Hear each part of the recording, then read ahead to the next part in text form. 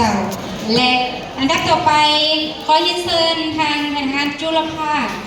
ขอยินเชิญเจ้าและท่านอาหารแพเมืองฟ้า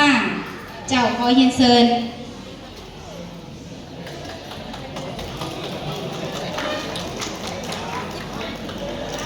แล้วยังสมองเราเปิดไฟนะ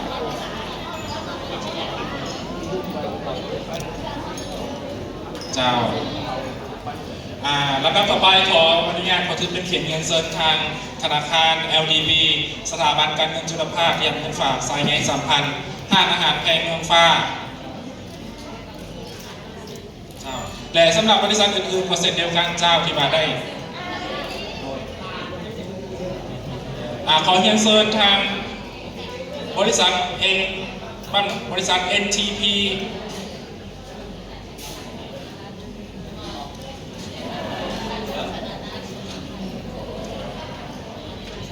ท่านสมสนุก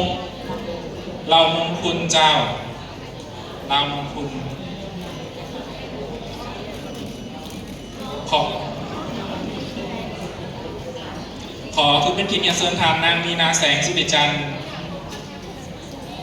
และในนามสภาการค้าท่านสายสมรกวนเมืองจันทร์เจ้าขึ้นหับแคนจากท่านห้องเจ้าแขวง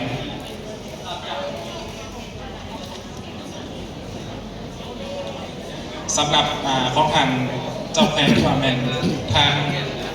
หมอแคนของพวกเขาเป็นได้มอบไปแล้วเจ้า